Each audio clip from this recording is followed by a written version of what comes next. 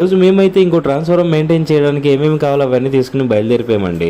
వెళ్ళిన తర్వాత చూస్తే అక్కడ ట్రాన్స్ఫారం దగ్గర అన్ని అద్దం పెంకులతో చాలా భయానకంగా ఉంది. మా అన్నగారు ఏమి మాత్రం ఆలోచించకుండా వెంటనే ఆ పెంకులన్నీ తీసి ఓ పక్కకు పడేసి శుభ్రం చేశారండి. దయచేసి మా చిన్న రిక్వెస్ట్ ఏంటంటే ట్రాన్స్ఫార్మర్స్ దగ్గర ఎటువంటి ఇలాంటి పెంకులు ప్రమాదకరమైన వస్తువులు పడేయొద్దండి.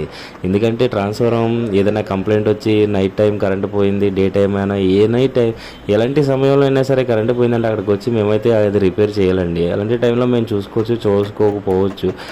అక్కడ ఏదన్నా మాకు ప్రమాదం జరగవచ్చు. దయచేసి మమ్మల్ని దృష్టిలో పెట్టుకుని ట్రాన్స్ఫార్మర్స్ దగ్గర ఎటువంటి చెత్త చెదరం అలాంటివి వేయకుండా, ఎలాంటి ప్రమాదకరమైన వస్తువులు కూడా వేయకుండా ఉంటారని కన్జ్యూమర్ సైడ్ నుంచి మా చిన్న రిక్వెస్ట్ అండి.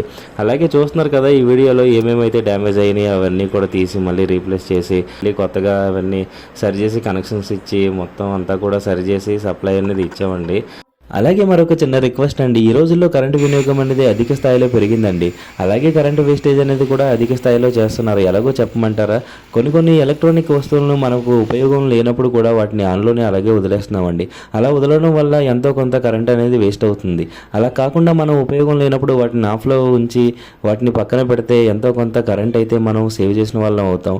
1 యూనిట్ పొదుపు 2 యూనిట్లతో సమానం అండి. ఇలాగే మనం కరెంటు పట్ల అశ్రద్ధ చూపుతూ వేస్టేజ్ చేస్తూ ఉంటే తర్వాత మనం ఎంత డబ్బులు పెట్టినా కరెంట్ని అయితే కొనలేని స్టేజ్కి వెళ్ళిపోతామండి. దయచేసి అర్థం చేసుకుని అందరూ కూడా కరెంట్ని జాగ్రత్తగా వాడతారని కోరుకుంటూ మీ లైన్ మ్యాన్ రాజు.